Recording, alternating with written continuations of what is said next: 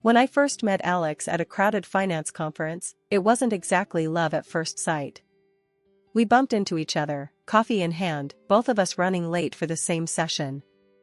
"Watch it," I snapped, as a bit of my coffee splashed over the rim. "Sorry about that," Alex shot back, not missing a beat. "Guess we're both trying to cram knowledge in at the last minute, huh?" Despite the rocky start, we found ourselves laughing about it later. Turns out, we had a lot in common, especially our drive for success and independence. After dating for a year, filled with heated debates and passionate makeups, we decided to take the plunge and get married.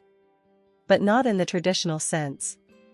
We both loved our jobs. I was climbing the ladder in financial accounting, and he was making waves in sales. So, we laid it all out, blunt and straightforward. "Screw traditional," Alex said one evening, his eyes serious for once. "Let's not be one of those couples who end up fighting over money." I nodded. "Yeah, let's do a prenup. Keep what's yours, I'll keep what's mine.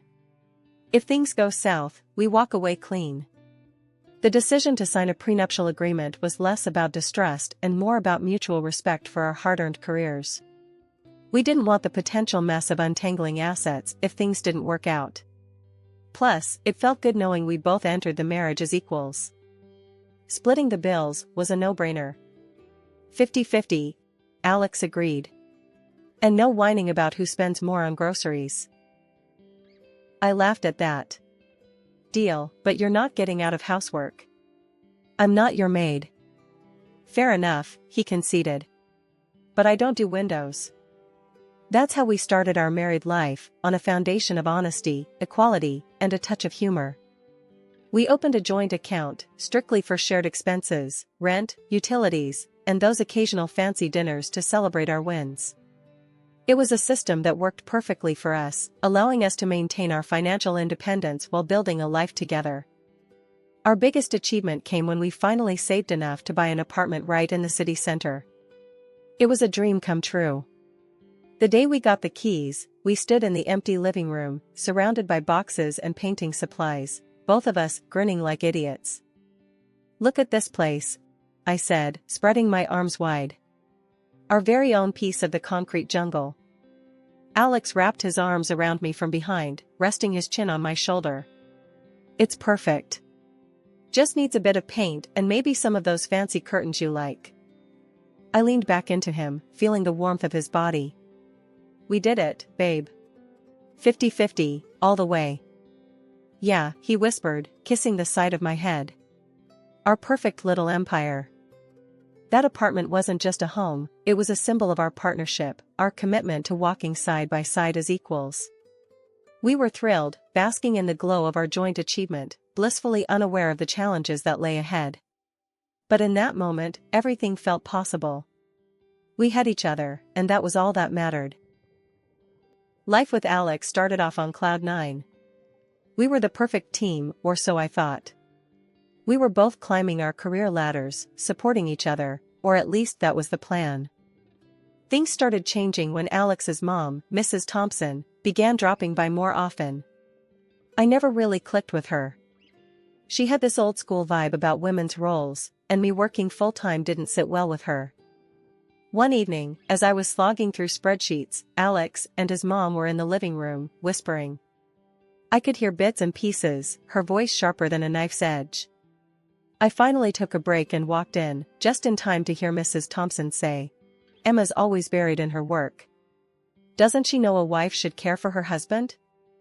Alex, bless him, tried to play peacemaker. "Mom, things are different now. Emma's job is important to her, and it helps us out a lot." But Mrs. Thompson wouldn't have it. "Back in my day, we knew our priorities. Your wife should be at home, making sure you're looked after, not glued to a computer screen." I couldn't bite my tongue any longer. "Mrs. Thompson, I respect your views, but times have changed. I'm not just going to sit at home." Alex and I agreed on this lifestyle before we got married. Alex chimed in, trying to smooth things over. "Yeah, Mom, we're doing things differently. We're partners in everything." Mrs. Thompson scoffed. "Partners? A woman's place is in the home, not competing with men. Look at your sister, a proper woman, caring for her family. That hit a nerve. Being a proper woman doesn't mean giving up on my career or ambitions. I shot back, my patience wearing thin. The conversation ended with Mrs. Thompson huffing. Well, I just hope you know what you're doing. A family needs more than money. After she left, Alex and I had a heart-to-heart. Babe, you know I'm on your side, right? He said, taking my hands in his. My mom's from a different time. We'll do things our way. I nodded, wanting to believe him. I know, Alex. But it's not just about your mom. It's about us sticking to our guns, making sure we're on the same page. He hugged me. Always, Em. We're in this together. But that conversation with Mrs. Thompson was just the start. Her visits became more frequent, her comments more pointed. And each time, Alex's assurances seemed to lose a bit of their strength. I started to feel like I was on my own, defending our choices, our lifestyle. It wasn't long before this tension spilled over into other parts of our life. The apartment that had been our happy place, our sanctuary in the city center, started to feel less like home. We were thrilled when we bought it, our own little slice of the city. It was supposed to be our fortress against the world, but instead, it began to feel like a battleground for old versus new, tradition versus ambition. Our happy acquisition was turning into a reminder of the growing divide between us, a divide that seemed to widen with every visit from Mrs. Thompson and every silent dinner that followed. Our home, once filled with laughter and plans for the future, now echoed with the unspoken tensions of a partnership strained by external pressures and unmet expectations. The days turned into a pattern I couldn't ignore. I kept the pace at work, juggling numbers and deadlines like a pro, all for the sake of our future. Alex, on the other hand, started showing up home way earlier than usual. At first, I thought it was a temporary thing, but then the pattern stuck. The joint account, once buzzing with regular deposits from both of us, began to feel the absence of his contributions. And then, they stopped altogether. One evening, I decided it was time to address the elephant in the room. Alex, we need to talk about the joint account. What's going on? I asked, trying to keep my tone neutral. He sighed, a bit too heavily. Babe, sales have been in the dumps. I'm not making as much as before. It's a tough time at work. I wasn't panicking, we had savings, and my job was stable. Okay, I get that. Things are rough everywhere. But since you're home early now, maybe you could help out more around here? I suggested, hoping he'd see the logic. Alex, sprawled on the sofa, phone in hand, didn't even bother looking up. Help out? Like how? I was flabbergasted. You know, household stuff. Cooking, cleaning. We're a team, right? He finally looked at me, his expression a mix of disbelief and annoyance. Emma, come on. You know that stuff's your department. I've got enough on my plate. My jaw dropped. My department? What century are you living in, Alex? I'm working just as hard, if not harder. I thought we agreed to share responsibilities. He shrugged, his attention already drifting back to his phone. That's different. You're better at it, anyway. That hit me like a slap. I was counting on an equal partnership, not this outdated script he was suddenly following. I can't believe what I'm hearing. Is this really how you see our marriage? Alex let out a frustrated sigh. Why are you making such a big deal out of this? It's just how things are. Just how things are? I repeated, my voice rising. No, Alex. That's not how we agreed to things. I'm out there busting my ass every day, same as you, or at least I thought so.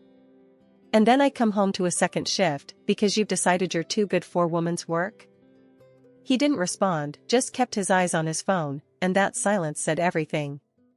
I was seething, hurt, and suddenly very alone in what I thought was a partnership. This wasn't the deal. This wasn't the man I thought I married. We were supposed to be equals, but here I was, feeling like I'd somehow been demoted in my own home. The morning sun barely crept through the curtains when I realized the alarm hadn't gone off. In a frenzy, I scrambled out of bed, my heart racing against the clock. Alex, ever so calm, was sprawled on the couch, his eyes glued to his phone, seemingly oblivious to the chaos. "Alex," I pleaded, half-dressed and struggling to find my other shoe. "I'm running late, and it's going to be a marathon day at work. Can you please handle dinner tonight?"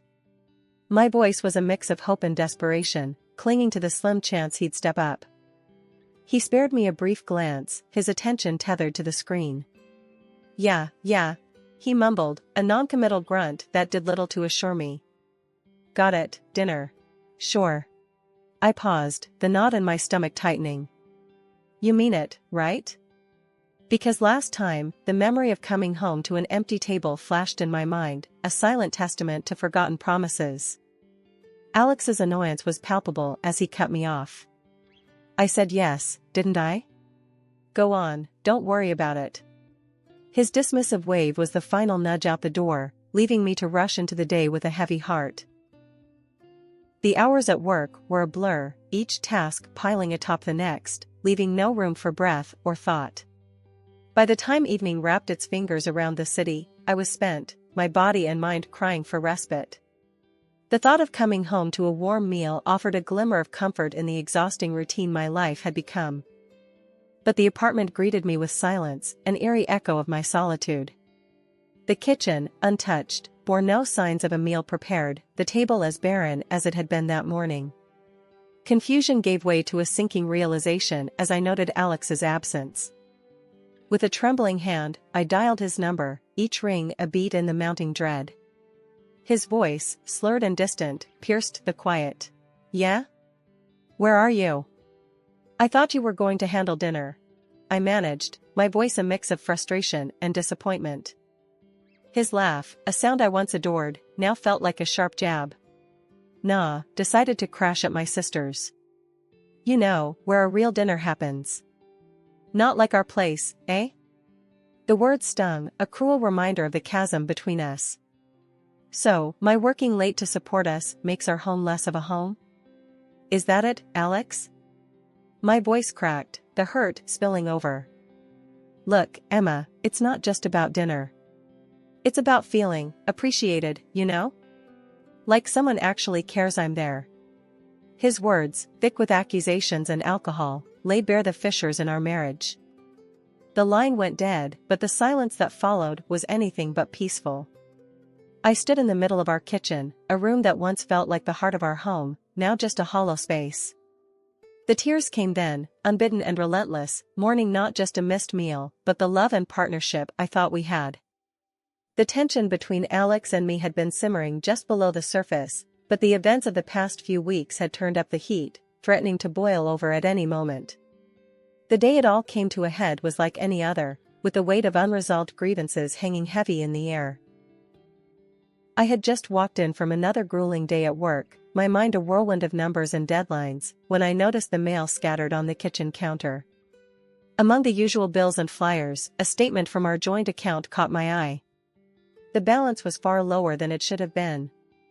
Heart pounding, I rifled through the transactions, my confusion turning to disbelief and then to anger as one entry stood out, a large withdrawal made by Alex. "Alex!" I called out, my voice sharper than I intended. He emerged from the living room, phone in hand, a look of feigned innocence plastered on his face. "What's up?" he asked, trying to keep his tone light. I slammed the statement on the counter, pointing at the damning entry. "What is this? Why did you take out so much money without talking to me first?" He shrugged, a casual dismissal that fueled my frustration. "Oh, that. Just had to cover some expenses, you know how it is." "Expenses?" I echoed, incredulous. "For what? And why didn't you discuss it with me?" He sighed, the facade of nonchalance slipping. "Look, Emma, I needed a new car. The old one's been acting up, and I got a good deal on this one." "A new car? With our savings?" I was struggling to keep my voice steady, the betrayal stinging more than the financial loss. "We're supposed to be saving for our future, not squandering it on impulsive buys." Alex's patience was wearing thin. Impulsive? I think I deserve a little something for myself, don't you? It's not like I'm asking for much. Not asking for much? I could hardly believe what I was hearing. You're making decisions with our money, our future, without even a thought for me. Where's the partnership in that? The room charged with tension, our frustrations boiling over into a heated argument that left us both spent and angry. The distance between us felt insurmountable, the divide widened by every harsh word and accusation. As we stood there, the air thick with unsaid things, the phone rang, slicing through the silence like a knife. I answered, my voice raw from shouting. It was Mrs. Thompson, her tone sharp and accusing from the get-go. Emma, what's this I hear about you denying Alex a simple pleasure? A man works hard, he deserves to enjoy the fruits of his labor. I was stunned into silence for a moment, disbelief giving way to anger. Mrs. Thompson, with all due respect, this is between me and Alex. And for the record, he didn't work hard for this. It was our savings, for our future. Her scoff was audible, dripping with disdain. You young people and your future. A good wife supports her husband's decisions, not questions them. In that moment, I knew something had to change. But whether we could bridge the gap between us, or if it was too late for repairs, only time would tell. What was clear, however, was that the path ahead would be anything but easy. Life has a way of throwing surprises at you when you least expect them. Just when I thought things couldn't get more complicated, I received a letter that knocked the wind out of me. My great-uncle, a man of few words and solitary habits, had passed away. I hadn't seen him in years, and our interactions were nothing more than occasional, awkward conversations during the rare family gatherings. Yet, here I was, holding a letter from a lawyer, telling me he had left me everything he owned. His entire estate, his savings, everything was now mine. It was surreal, to say the least. I remember staring at that letter, the words blurring as a mix of emotions washed over me. Sadness, confusion, and a creeping sense of responsibility I wasn't sure I was ready for. And then there was Alex. His reaction to the news was like he'd hit the jackpot. Babe, do you realize what this means? We're set, he exclaimed, his eyes lighting up with a mixture of excitement and, dare I say, greed that I hadn't seen in him before. A week has passed, and I returned home tired after another crazy day at work. What I saw shocked me. There, in the midst of what should have been an ordinary evening, was my husband, Alex, beaming like he'd won the lottery, surrounded by his family, all of them basking in the glow of my great-uncle's unexpected generosity. Look who's finally home! Alex exclaimed, thrusting a glass of champagne into my hands, his excitement palpable. We're celebrating your big windfall, babe. The sight of the lavish spread from the city's priciest restaurant laid out on our table, and the merriment in their eyes, felt jarringly out of place. My mind raced, trying to piece together the surreal scene before me. Quit my job today, Alex announced proudly, as if he'd just made the most normal decision in the world. Why work when we've got this fortune, right? His grin widened, oblivious to the shock that must have been written all over my face. His parents, his sister, her husband, their kids, all were there, acting as if they'd just won the jackpot. And then, as if on cue, Alex added, "Oh, and before you join us, the dishes won't wash themselves, you know?" Laughter erupted from the crowd, a chorus of approval at his joke. But to me, it sounded like nails on a chalkboard. Fury coursed through me, hot and unstoppable. Here I was, after a day of grueling work, expected to play the maid at my own celebration? It was madness. I was on the brink of unleashing a torrent of anger, ready to set things straight, when Mrs. Thompson, ever the matriarch, called for a serious conversation. Dragging myself to the armchair, every ounce of my being screamed in protest. What could she possibly say that would make any of this better? My mind was a whirlwind of indignation and disbelief. Were they really so oblivious to the audacity of their actions? Did they see me as nothing more than a benefactor for their whims? As the absurd proposal hung in the air, courtesy of my mother-in-law, suggesting we use my inheritance to build a colossal house for what felt like the entire clan, I could only stare in disbelief. The idea that not only would we all live together, but that this would somehow excuse the entire family from ever working again, was ludicrous. Alex, beaming as if he'd just unveiled the master plan of the century, chimed in. Think about it, babe. We'd never have to worry about anything ever again. The room was filled with nods and murmurs of agreement, as if they'd all been let in on the plan before this moment. As I looked around at these people, my supposed family, I felt more like an outsider than ever.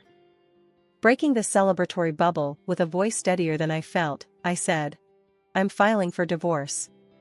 The room fell silent, the air thick enough to cut with a knife. Alex's smile faltered, his parents' jaws dropped, and his sister's glass of champagne paused midway to her lips. My mother-in-law, always quick on her feet, laughed dismissively. Oh, darling, even if you do, the law's on our side. Alex gets half of everything you've got. Her smug assurance was the last straw. Actually, I countered, a bitter laugh escaping me. Our prenup says otherwise. Alex gets nothing of mine if we divorce. The shock that rippled through the room was palpable, their wide eyes meeting my firm gaze. And another thing, I continued, my voice gaining strength. I'll be taking all the furniture, every appliance, everything I paid for. And Alex, you'll be hearing from my lawyer about the unpaid bills and expenses you've conveniently ignored. The fantasy bubble they'd been living in burst right then and there. One by one, I watched as their faces fell, the realization that their free ride was over dawning on them. Without another word, I ushered them towards the door, their protests and pleas falling on deaf ears. As the door closed behind the last of them, the silence that enveloped the apartment was suffocating. Yet, beneath it all, a sense of relief began to wash over me. I was free from the expectations, the manipulations, and the sheer audacity of a family that saw me not as a person, but as a means to an end. After the dust settled on the courtroom battles and the ink dried on the divorce papers, I started anew in the house my great-uncle left me. It was a fresh start, a chance to rebuild my life on my terms, free from the constraints of a marriage that had become suffocating. Alex, now living with his parents, found himself grappling with the realities of a day-to-day life that required him to work, really work, for the first time in a long while. Every so often, he'd call me, his voice tinged with a desperation I hadn't heard before. Come on, can't we just wipe the slate clean and start over? He'd plead, the echoes of his once confident demeanor replaced by uncertainty. His mother, too, took to calling me, her tone uncharacteristically sweet, a stark contrast to the sharpness I'd grown accustomed to. Dear, wouldn't you reconsider? For the family's sake? She'd coo, as if the words could erase the past and mend what had been broken. Each time, I couldn't help but laugh, a sound of freedom and relief. No, thank you. I'd reply, my voice steady and sure. I'm quite happy with where I am now. And happy I was. With the chains of a loveless marriage behind me, I found joy in the simple things. I traveled, exploring corners of the world I'd only dreamed of seeing. I threw myself into charity work, finding fulfillment in helping those in need, both people and pets alike. The gratitude in their eyes, the genuine smiles, and wagging tails brought a sense of purpose back into my life, a reminder that there was so much good I could do, so much love I could give, without expecting anything in return. The liberation from my old life, from the expectations and demands of others, allowed me to rediscover myself. I was no longer defined by my relationship with Alex or his family. I was my own person, complete and content in my independence. The house my great-uncle left me became more than just a place to live, it was a sanctuary, a space where I could grow, heal, and thrive. It was here, among the memories of a man who had quietly supported me from afar, that I built a life filled with passion, purpose, and peace. As I look back on the journey that brought me here, from the turmoil and strife to the calm and contentment, I'm reminded of the resilience of the human spirit. Life, with all its twists and turns, had led me to this moment of liberation, a testament to the strength within me and the promise of a future filled with endless possibilities.